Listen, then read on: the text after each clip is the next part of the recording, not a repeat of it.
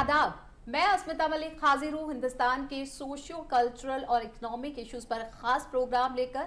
ये है इंडिया।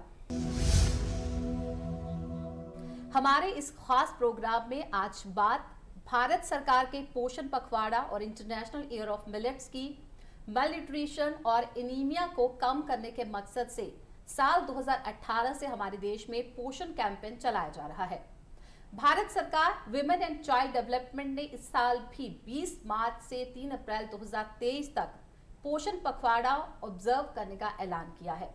साथ ही श्री अन्न या मिलेट्स यानी मोटे अनाज को अडॉप्ट करने और पॉपुलराइज करने के भी कई अहम कैंपेन चल रहे हैं। खास बात यह है कि भारत के प्रपोजल को एक्सेप्ट करते हुए यूनाइटेड नेशंस की जनरल असेंबली साल 2023 को international year of millets observe करने का भी ऐलान किया गया। तो क्या है भारत सरकार का मिशन सक्षम आंगनवाड़ी और पोषण 2 और इंटरनेशनल ईयर ऑफ मिलेट्स का क्या है मकसद? इसी पर बात करने के लिए हमारे साथ स्टूडियो में मौजूद हैं 3 खास मेहमान। Ministry of agriculture and farmers welfare में डिप्टी कमिश्नर आदाब डॉक्टर महराज शेख, और इसी के साथ हमारे साथ मौजूद हैं IARI से principal scientist doctor Tikam Singh और मिलेट्स ग्रेन प्रोसेसिंग में स्टार्टअप कंपनी एशियंट मिल्स की ओनर शुभांगी सिंह। नमस्कार। आप तीनों का हमारे इस खास प्रोग्राम में वेलकम है। डॉक्टर महराज, पिछले कुछ दिनों में हमारे प्राइम मिनिस्टर जी ने भी इसके बारे में बहुत बातचीत की थी और अभी हम देख रहे हैं बहुत सारे इवेंट्स ऑर्गेनाइज हो रहे हैं, जैसे आप कह रहे हैं कि मिलेट्स को प्रमोट करने के लिए। लेकिन अगर आज हम देखते हैं वर्ल्ड लेवल पे वीगनिज्म को स्लोली है बट एक्सेप्ट कर रहे हैं लोग हाई प्रोटीन डाइट के तौर पर, तो यानी एक बहुत ही गोल्डन अपॉर्चुनिटी, आपने भी इसका जिक्र किया।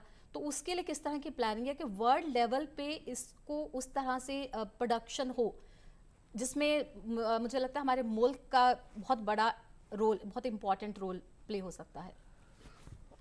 मैडम जी, इसके अंदर सिंपल वे में देखा जाए तो 2-3 सिंपल रास्ते हैं कि वर्ल्ड लेवल पे इसका प्रोडक्शन कैसे बढ़ सकता है। पहले तो हमको इस साल पूरी मेहनत करनी है। स्टार्टअप्स अपनी मेहनत कर रहे हैं, फूड प्रोसेसिंग यूनिट अपनी मेहनत कर रहे हैं। इसमें से हम ये साबित कर दें कि इसका कंज्यूमर्स जो है वो कंज्यूमर्स इसकी तरफ अट्रैक्ट हो जाए। जब कंज्यूमर इसकी तरफ अट्रैक्ट होगा, जैसे डॉक्टर साहब ने कहा, तो फिर बाजार मूल्य उसका और बढ़ जाएगा। बाजार मूल्य बढ़ने के बाद फिर इंटरनेशनल लेवल पे ये ईयर मतलब सेलिब्रेट हो रहा है, ना कि खाली भारत में हो रहा है। हर कंट्री अपने हिसाब से इसको सेलिब्रेट कर रहा है। भले ही कम ओकेजन पे ले, हम डिफरेंट नंबर ऑफ इवेंट्स ले रहे हैं, वो कम इवेंट्स लेंगे, लेकिन इतना ज़रूर हो रहा है कि वहाँ के किसानों को भी इस बात की जिज्ञासा थी कि मिलेट क्या है, मोटा अनाज क्या है, तो उसकी जिज्ञासा भी दूर की जा रही है। तो वर्ल्ड में तो काम हो ही रहा है, क्योंकि ये वर्ल्ड का मतलब इंटरनेशनल ईयर का मतलब ये है कि पूरी दुनिया में काम हो रहा है मिलेट के ऊपर। तो जो हमारी ये मोती है, ये जब उधर जाएंगे और वो लोग जब इसको कंज्यूम करेंगे, तो हमारे पास अभी जैसे डॉक्टर साहब ने बताया, या आप भी जानती हो बहुत अच्छी तरह से, कि नॉर्थ में कुछ बेल्ट है जहाँ पे नदियाँ हैं और इस गर्मा में आइस मेल्ट होती है तो पानी आता है, तो यहाँ पे राइस और व्हीट सिस्टम ज़्यादा पॉपुलर हुई है, कहीं पे शुगर केन पॉपुलर हुआ है। लेकिन अभी भी जब गांव के में जाते तो फार्मर्स जो है तो सीमांत है, उनके पास ना मशीनरी है, ना ट्रैक्टर है, ना कुछ है, तो वहाँ वो ज़रूर मिलेट लगा सकते हैं। मिलेट एटलीस्ट कुछ भी नहीं आया, आपके पास 500 mm भी बारिश मिल रही है तो मिलेट ज़रूर आ जाएगा। और मिलेट इतना हार्डी क्रॉप है कि 2 बार भी रेनिंग होती है, सिर्फ सोइंग के टाइम पे और जस्ट जो वेजिटेटिव ग्रोथ उसकी होती है उस टाइम पर 2 बार भी होती है, तो इट विल डेफिनेटली कम। तो मिलेट जो है तो सब फार्मर जब उसमें शामिल होंगे तो वो बिल्कुल हम उसको बढ़ावा देंगे। और वर्ल्ड इसको क्यों हमको सपोर्ट करेगा, या फिर COP जो कमिटी ऑफ पार्टीज जो होते हैं क्लाइमेट चेंज के ऊपर जो स्टडीज करते हैं, जो ग्लासगो में होता है, इंडोनेशिया में हुआ है, बाली में परसों ही हुआ है प्रोग्राम, तो अभी चाइना में होने वाला है 2023 का। तो ये इसमें हमेशा इस बात पे ध्यान दिया जाता है कि कौन सा देश कितना कार्बन उत्सर्जन कर रहा है, जिसकी वजह से हम जो ये बदलता हुआ जलवायु परिवर्तन हो रहा है, इसमें कितना कौन सा देश की जिम्मेदारी कितनी बढ़ रही है और कौन सा देश कितना कम कर रहा है। तो मिलेट की वजह से हमको जलवायु परिवर्तन में कम करने में बहुत ज़्यादा हम पार्ट लेंगे। इसकी वजह से हमको इंटरनेशनल जो भी फंडिंग एजेंसीज है, वर्ल्ड बैंक है या फिर ऐसे कंट्री है जो कि सदन है, वो बढ़ावा देंगे, पैसे देंगे, प्रोजेक्ट देंगे, बाद में फिर स्टडी देंगे, एग्रोइकोलॉजिकल स्टडी करेंगे। इस तरह से मिलेट को अपने आप बढ़ावा मिलेगा, क्योंकि उसकी खुद की अपनी खासियत है कि वो बढ़ावा मिलने लायक है। और G20 के बाद हालात लगता है बदलने वाले हैं। जी बिल्कुल। जी शुभांगी, मिलेट प्रोडक्शन में प्रोसेसिंग कैसे होती है, फिर नेक्स्ट आता है सेलिंग, वो कैसे करती हैं, और आपकी जर्नी अभी तक की कैसी रही है, जानना चाहेंगे। शुरुआती तौर पे मिलेट की प्रोसेसिंग के बारे में फार्मर्स को ही एक नॉलेज होती थी, जहाँ पे हमें एक खेत लेवल पे जाके समझना पड़ता था कि कैसे मिलेट्स को ये उगा रहे हैं, क्योंकि ओवर द टाइम धीरे धीरे जो है प्रतिक्रिया सारी चेंज हो गई। उतना ज़्यादा एक टेक्नोलॉजी से रिलेटेड चीज़ें हो गई, जहाँ पे एडवांसमेंट की वजह से क्रॉप्स के अंदर बहुत ज़्यादा माइक्रो मॉनिटरिंग पॉसिबल हो गई। तो वो चीज़ें बहुत आसान रही इनिशियल लेवल पे, मगर फार्मर्स को माइंडसेट जो है, मानसिकता बदलने में सबसे ज़्यादा टाइम लगा, जहाँ पे हमें उनके साथ ही रहकर उन्हें समझाना पड़ा, खेत में जाके उन्हें बताना पड़ा कि आप इनसे बेहतर क्यों कर सकते हैं। उसके बाद फिर जब बात आती है प्रोसेसिंग की, वहाँ पे हमें मशीनरी की बहुत दिक्कत आई, क्योंकि बहुत ज़्यादा ऐसे नहीं है स्टार्टअप्स जो सिर्फ माइक्रो प्रोसेसिंग या मिलेट्स की जो प्रोसेसिंग करते हैं, उतनी ज़्यादा नहीं थी। मगर धीरे धीरे फिर वो भी डेवलप होना शुरू हुआ 2018 से। जैसे हमने आपने बताया कि हमने देश लेवल पे जब मिलेट्स को बनाया था, तब इसकी अवेयरनेस इंक्रीज़ होनी शुरू हुई और धीरे धीरे एडवांसमेंट ऑफ मशीन्स भी आने लग गई। तो उसके बाद ये एक जर्नी थी जहाँ पे बहुत ही आसान रहा ये समझना कि मिलेट्स को एक ए लेवल से बी लेवल कैसे ले जाया जाए, क्योंकि आपने जैसे वीगनिज़म कहा, वैसे ग्लूटेन फ्री एक बहुत बड़ी समस्या थी, जहाँ पे डायबिटीज़ फ्रेंडली प्रोडक्ट्स की रिक्वायरमेंट थी। तो बहुत ही आसानी से उस मार्केट में हम लोग बता पाए कि ग्लूटेन फ्री और नेचुरली ऑर्गेनिकली ग्रोन भी हैं, और आपके वीगन डाइट के अंदर आ सकते हैं और प्लांट बेस्ड हैं। तो वहाँ पे शिफ्ट होना लोगों को बहुत ज़्यादा मुश्किल नहीं रहा, बट टेस्ट पैलेट के अंदर हमें वैल्यू एडिट में आना पड़ा, जहाँ पे ये बहुत अच्छा रहा कि हम धीरे धीरे ऐसी चीज़ें बना पाए, जैसे IMR और बहुत सारी ऐसी CFTRI, निफ्टम, बहुत सारी ऐसी इंस्टीट्यूट्स हैं जिनके साथ जुड़कर ये काम किया जा सकता है कि आज के ज़माने का खाना और मोटे अनाज से मगर ट्रेडिशनली कैसे बनाया जाए, वो हमने सीखा। और आज के टाइम पे ऑलमोस्ट 100 से ज़्यादा प्रोडक्ट्स हैं जो आसानी से आपको मार्केट में मिल सकते हैं, आपके जो भी चॉइस है उसके हिसाब से। तो ये जर्नी एक बड़े ही इंटरेस्टिंग रही और बहुत पैशनेटली हम लोगों ने इसको फॉलो किया। और जितने भी आप मिलेट स्टार्टअप्स अगर देखते हैं तो वो उन्होंने कहीं ना कहीं एक छोटे से शुरुआत किया था और वहीं धीरे धीरे इस स्टेप को आगे लेते गए और बहुत अच्छे इनोवेशंस कर रहे हैं। अब मिलेट्स की क्या नहीं बन पा रहा है, आप आइसक्रीम देखिए, आप चाय देखिए, आप केक्स देखिए, बेकरी सेगमेंट, आप कोई ऐसी चीज़ नहीं है जहाँ पे आप मिलेट्स को नहीं देख सकते आगे आने वाले फ्यूचर में। इवन म्यूज़लीज, आप सुबह म्यूज़लीज खाते हैं या रस्क खाते हैं, उसमें भी आप मिलेट्स को आगे आते हुए देखेंगे। जी आपने इतनी स्वीट बातें बताई हैं कि मिलेट्स को देखने का नज़रिया मुझे लगता है व्यूअर्स में से बहुतों का चेंज हो जाएगा।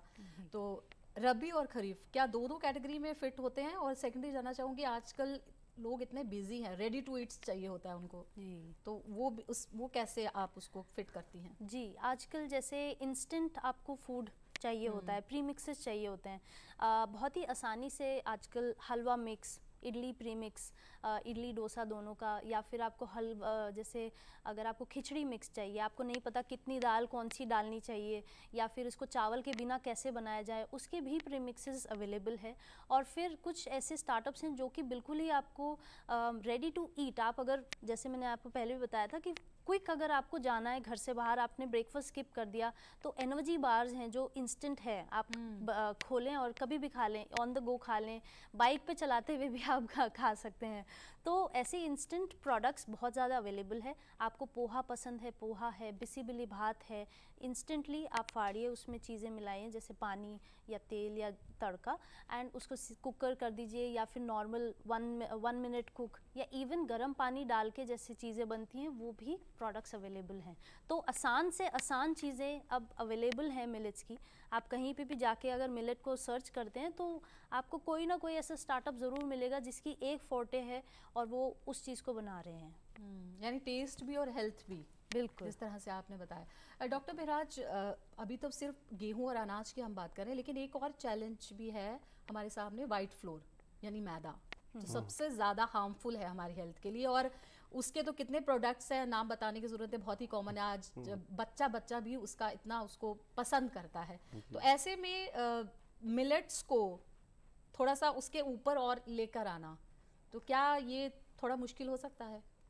मैडम, मुश्किल हमने कर दिया है, मुश्किल हो नहीं सकता है। हमने समझ लिया कि मुश्किल है, क्यों तो हमने जो फूड हैबिट है हमारी ऐसे बना ली है कि जो हमको टेस्टी लगे, बस उसको ये नहीं देखा जा रहा है कि डाइजेस्टिव सिस्टम पे कितना हार्मफुल है, किडनी को कितना हार्मफुल है, या फिर आपके जो आंत है उनको कितना हार्मफुल है, फिर आपकी जो एलडीएल जो बढ़ा रही है वो लो डेंसिटी लिपिड, कुछ भी हम नहीं देख रहे हैं। हम यही देख रहे हैं कि हमारे को टेस्ट कैसे लग रहा है।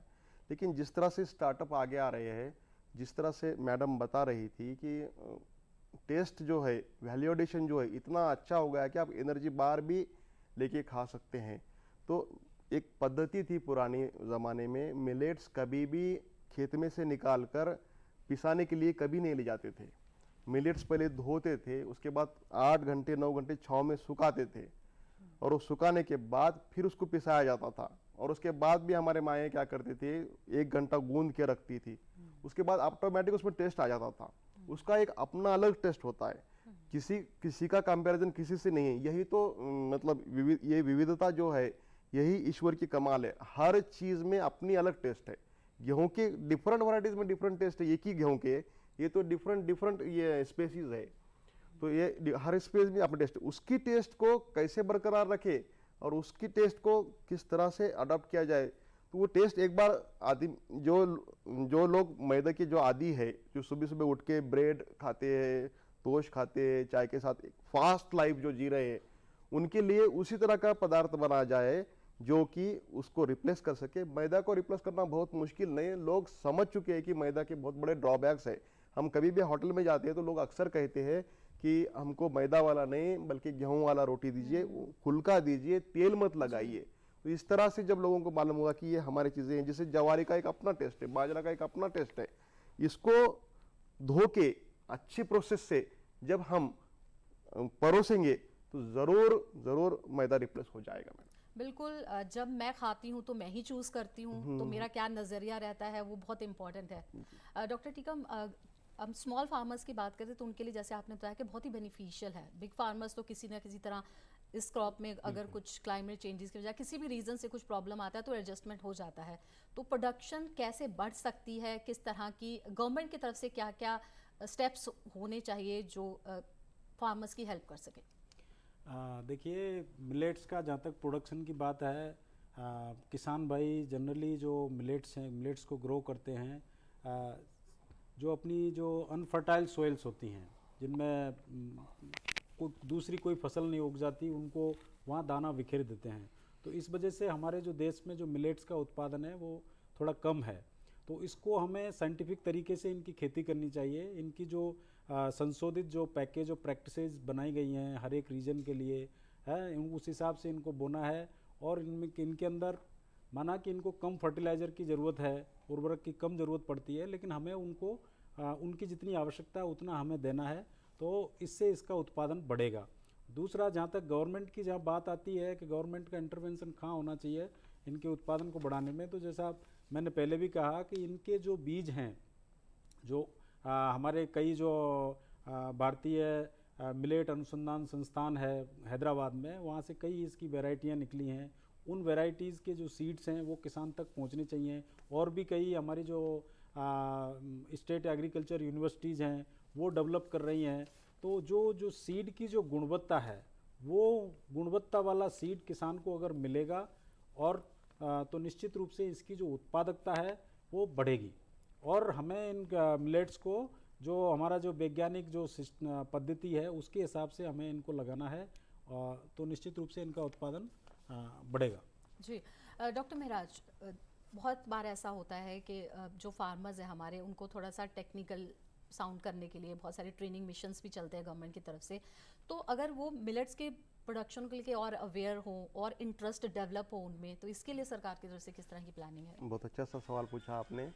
तो सरकार इसके लिए हर हेक्टेयर के लिए 6,000 रुपये दे रही है। जो भी फार्मर आगे आए और डेमोन्स्ट्रेशन दे कि हम ज्वार लगा रहे, हम बाजरा लगा रहे, हम रागी लगा रहे, हम फॉक्स मिलेट, फिर बाद में फिर आपके फिंगर मिलेट है, बाद में फिर कोडो मिलेट है, हिमालयन मिलेट है, फिर ये जो सारे मिलेट है, जो भी फार्मर लगाना चाहता है, गवर्नमेंट उस डेमोन्स्ट्रेशन प्लाट को पर हेक्टर 6,000 रुपये पहले से ही दे रही है, पहले ही मुकर्रर किया गया है।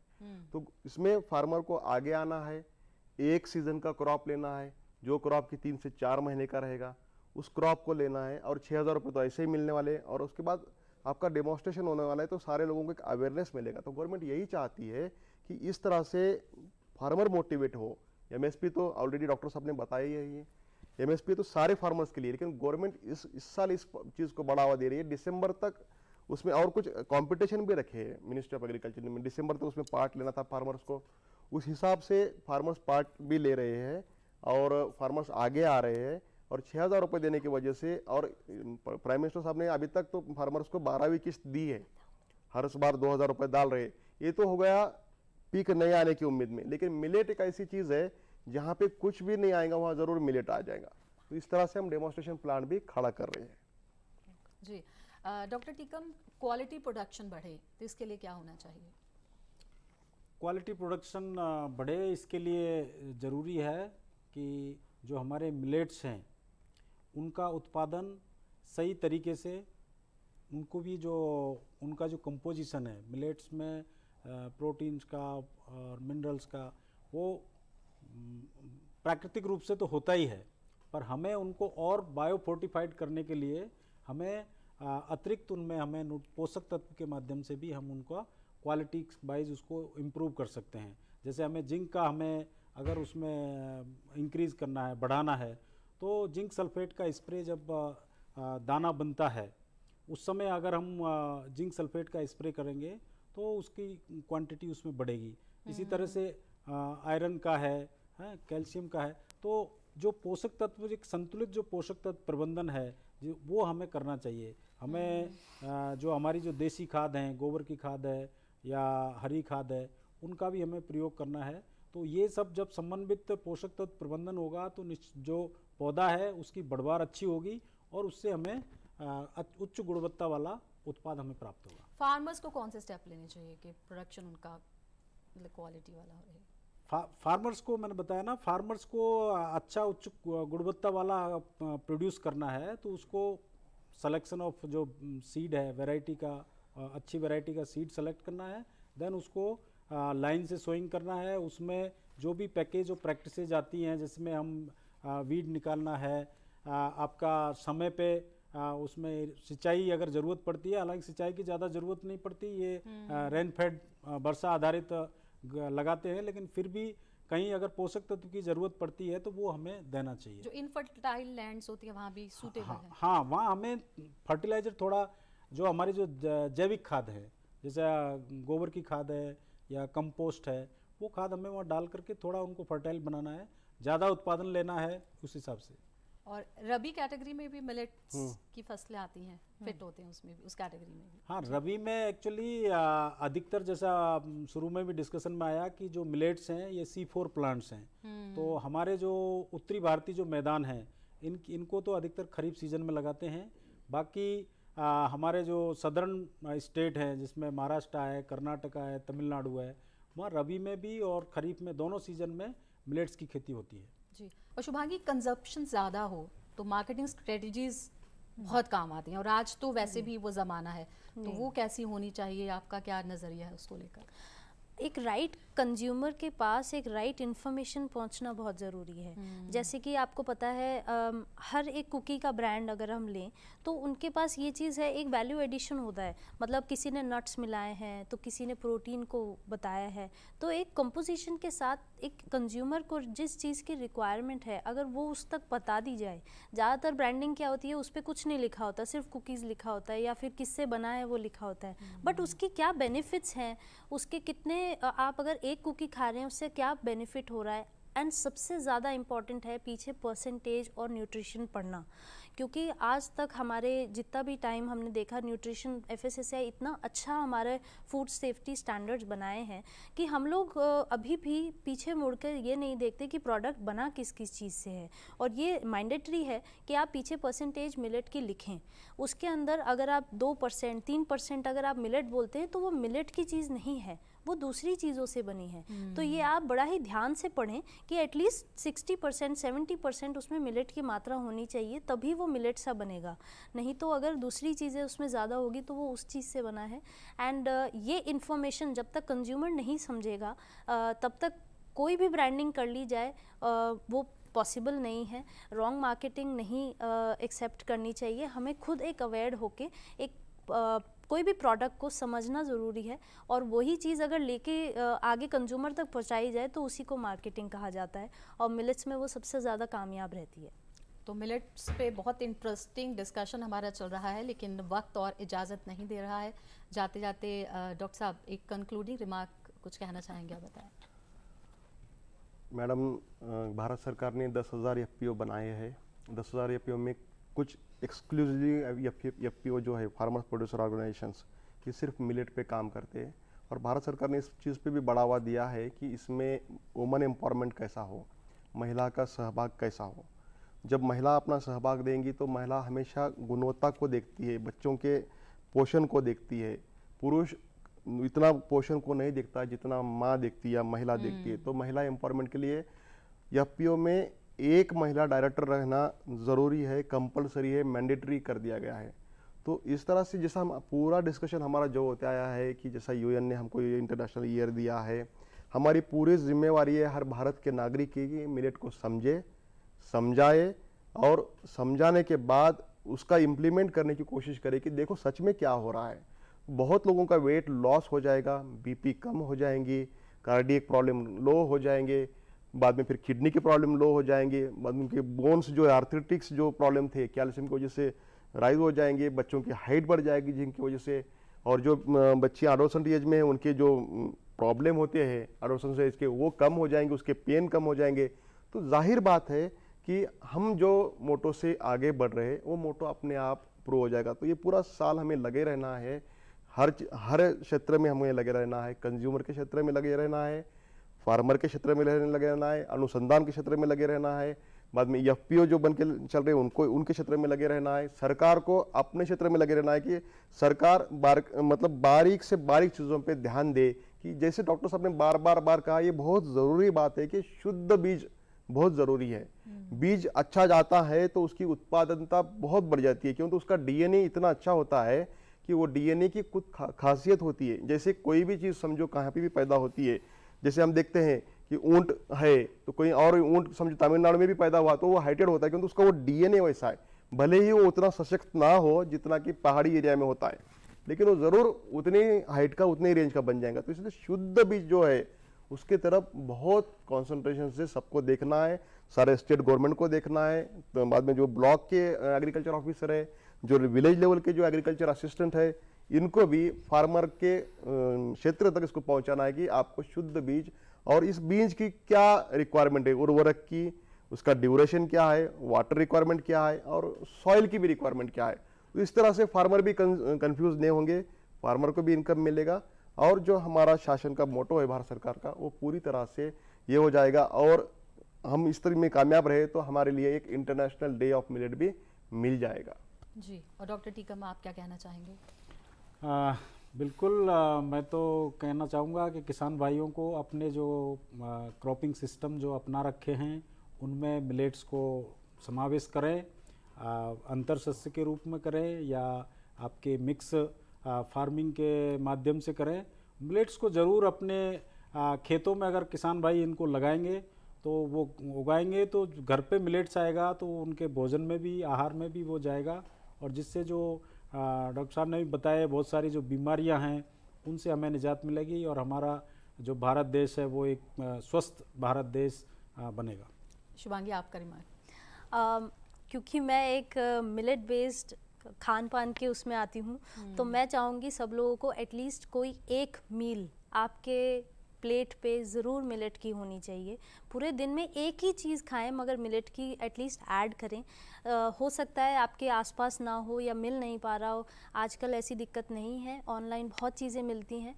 और एक्सपेरिमेंटेशन आप क्योंकि जो देख रहे हैं उनको पता है कि अब प्रोडक्ट्स मिल रहे हैं, मगर उस पर एक्सपेरिमेंट जब तक हम नहीं करेंगे, हो सकता है आप जो फेस्टिवल आ रहे हैं उसके अंदर ऐड कर सकें उसको, या एक घर में एक पोषकता के साथ साथ आप उसको और कैसी नई चीज़ें बना सकते हैं उस पर ट्राई करें। क्योंकि आजकल मतलब बच्चे भी पोहो से आजकल वॉफल्स बनाते हैं, पैनकेक्स बनाते हैं, आप कोडो की बिरयानी बना सकते हैं। ऐसी बहुत चीज़ें हैं जिससे आप इनोवेशन कर सकते हैं।